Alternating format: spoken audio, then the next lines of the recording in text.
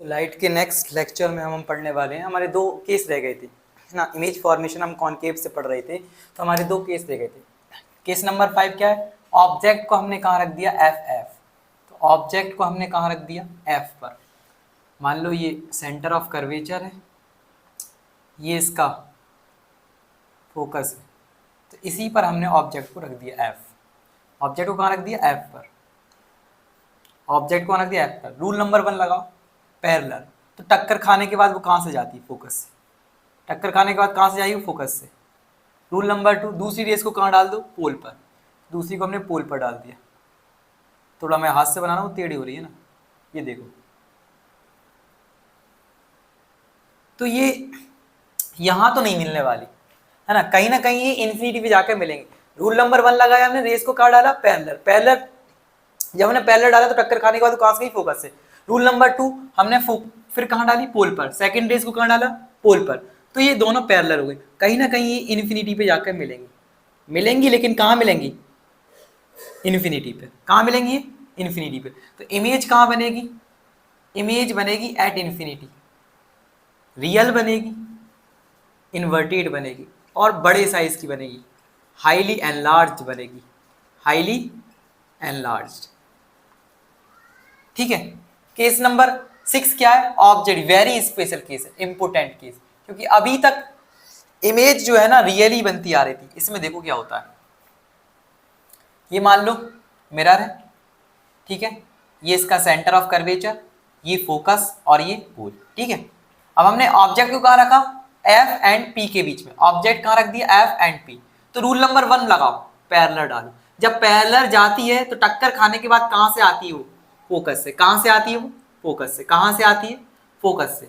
तो rule number 1 तो ये हो गया कि टक्कर खाने के बाद वो कहाँ से जाएगी? फोकस से। कहाँ से जाएगी? फोकस से। रूल नंबर 2 ये कहता है मैं पोल पे डाल दूं, तो ये पोल पे डालेंगे तो कुछ ऐसी हो जाएगी, है ना। जितना एंगल आई बनाएगी उतना एंगल आर बनाएगी, जितना एंगल आई बनाएगी उतना एंगल आर बनाएगी।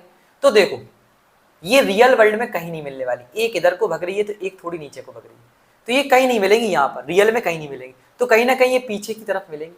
हम इनको इन्वर्टेड मिला लेते पीछे की तरफ। तो इमेज जो बनेगी ना, ये इमेज बनेगी। इमेज कहाँ बनेगी? Behind the mirror. इमेज कहाँ बनेगी? नेचर ऑफ इमेज में क्या लिखोगे? Image formed. इमेज कहाँ बनेगी? Formed behind the mirror. कहाँ बनेगी? बिहाइंड द मिरर, मिरर के पीछे। अब ये कैसी बनेगी? वर्चुअल। और देखो वर्चुअल जब बनती है तो कैसी बनती है? एक पॉइंट तो ये हो गया। दूसरा वर्चुअल, वर्चुअल के साथ कैसी बनती? इरेक्ट, सीधी। देखो ऑब्जेक्ट भी सीधा, इमेज भी सीधी, ऑब्जेक्ट भी सीधा, इमेज भी सीधी, तो इरेक्ट। और एनलार्ज बनेगी, बड़ी बनेगी, हाईली एनलार्ज।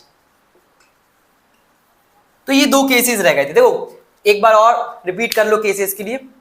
अगर एफ पे रखा तो पहली रेस पैरेलल, तो फोकस से गई। दूसरी रेस पोल पर, जितना एंगल आई बनाएगी उतना ही एंगल आर, तो इमेज इन्फिनिटी पे बनेगी, क्योंकि यहाँ तो मीट करने वाली नहीं है। रियल बनेगी, इन्वर्टेड बनेगी और बड़ी बनेगी।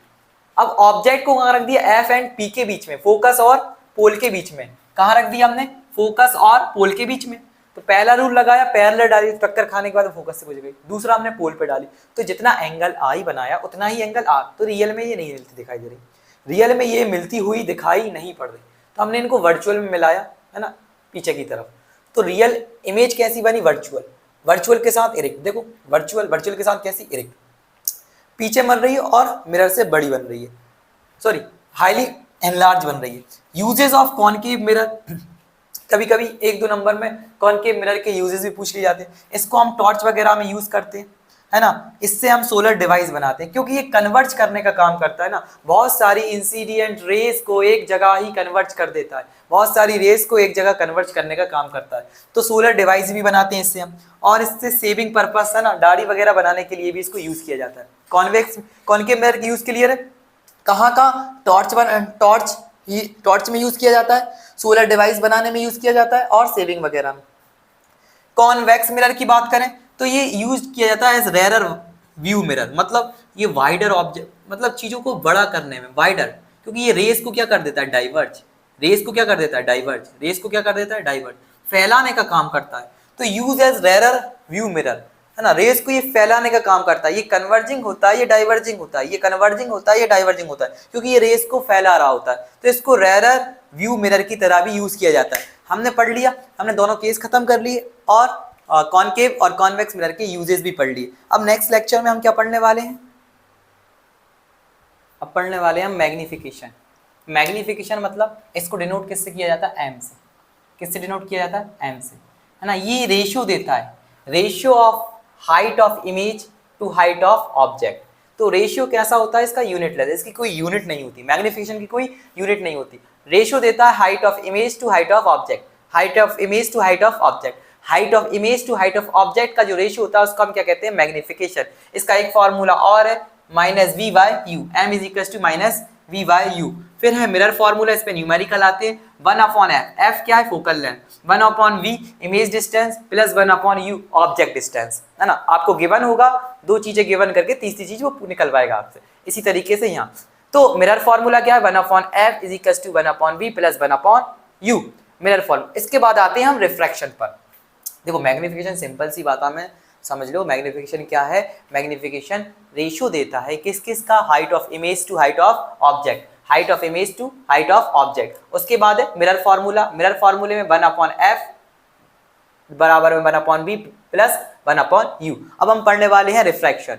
व्हेन लाइट ट्रेवल, जब लाइट एक मीडियम से, when light travel from one medium to another medium, when light travel from one medium to another medium, its speed change, उसकी स्पीड बदल जाती है। इसी मूवमेंट ऑफ लाइट को, this movement of light is known as refraction. इसी को हम क्या कहते हैं? Refraction. When light travel from one medium to another medium, its speed change, light की स्पीड क्या हो जाती है? चेंज हो जाती है। और इसी मूवमेंट को, इसी फिनोमिनान को लाइट के हम क्या कहते हैं? रिफ्रैक्शन।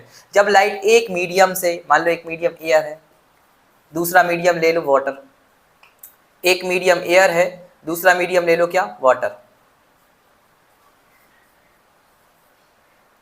है ना। तो एक मीडियम ऊपर एयर हो गया, दूसरा मीडियम वाटर हो गया। जब लाइट एक मीडियम से दूसरे मीडियम में जाएगी तो उसकी स्पीड चेंज हो जाएगी।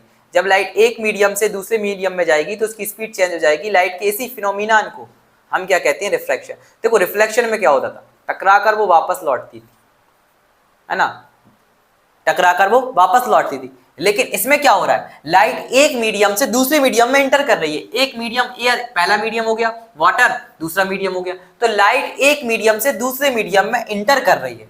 जब लाइट, प्रकाश किसी एक मीडियम से दूसरे मीडियम में इंटर करता है तो उसकी स्पीड, उसकी गति बदल जाती है। प्रकाश की इसी घटना को हम रिफ्रैक्शन कहते हैं। When light travel from one medium to another medium, उसकी स्पीड क्या हो जाएगी? बदल जाएगी। और उसी फिनोमिनान को हम क्या कहते हैं? रिफ्रैक्शन। रिफ्रैक्शन, रिफ्लेक्शन में तो टकरा के लौटती है। तो देखो यहाँ एक मीडियम एयर हो गया, दूसरा मीडियम वाटर हो गया। तो लाइट जब एक मीडियम से दूसरे मीडियम में इंटर करती है, when light travel from one medium to another medium, its speed change, this phenomenon of light is known as refraction. I hope आपको समझ में आया होगा।